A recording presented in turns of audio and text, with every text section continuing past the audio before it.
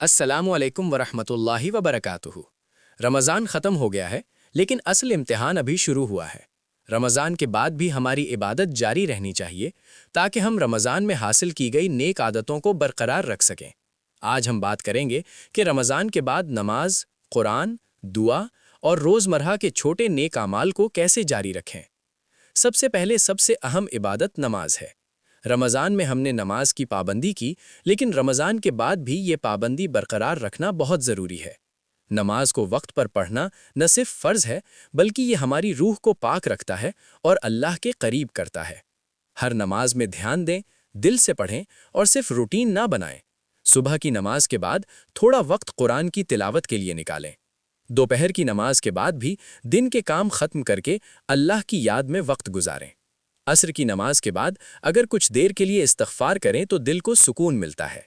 مغرب اور عشاء کی نماز کو جلدی پڑھنے کی کوشش کریں تاکہ رات کا وقت عبادت اور ذکر کے لیے استعمال ہو سکے۔ نماز کے ساتھ سنت نمازیں بھی پڑھیں۔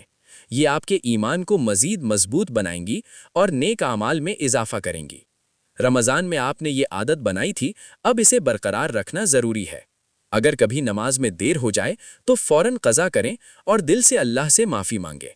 نماز کے دوران سوچیں کہ یہ عبادت اللہ کے ساتھ ہمارا تعلق مضبوط کر رہی ہے اور یہ ہمیں گناہوں سے بچا رہی ہے۔ اب بات کرتے ہیں قرآن اور دعا کی۔ رمضان میں قرآن پڑھنے کی عادت ہمارے دلوں میں ایک روشنی ڈالتی ہے، لیکن رمضان ختم ہونے کے بعد بھی روزانہ تھوڑا قرآن پڑھنا ضروری ہے۔ کم از کم 5 سے 10 منٹ، لیکن مسلسل۔ استغفار اور دعا کو روزمرہ کا حصہ بنائیں۔ صبح اٹھتے ہی استغفر اللہ کئی بار پڑھیں اور دن کے دوران دل سے اللہ سے دعا کریں کہ ہمیں گناہوں سے بچائے اور ہماری نیکیاں قبول کرے۔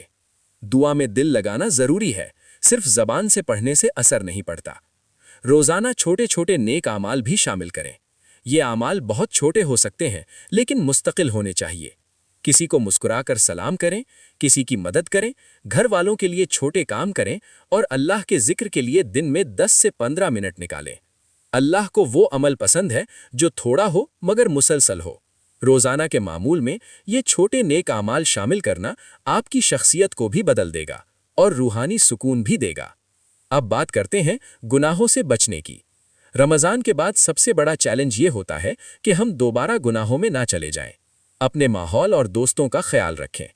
ایسی چیزوں سے دور رہیں جو آپ کو گناہوں کی طرف لے جائیں۔ موبائل، سوشل میڈیا اور وہ تمام چیزیں جو آپ کو گناہ کی طرف لے جائیں، کم سے کم استعمال کریں۔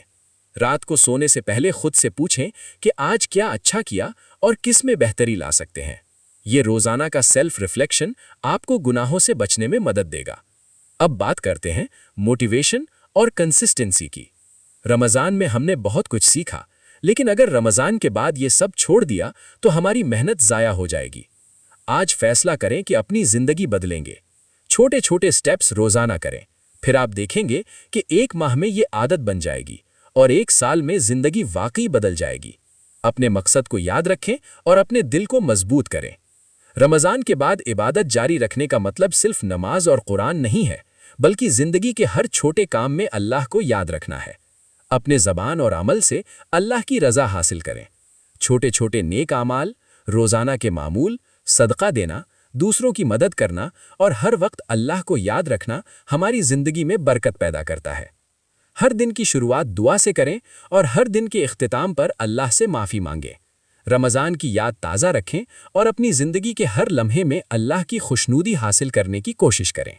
رمضان میں جو اچھے اعمال سیکھے انہیں اپنی روزمرہ زندگی کا حصہ بنائیں۔ یہ آپ کی روحانی ترقی اور اللہ کے قریب جانے کا سب سے بڑا ذریعہ ہے۔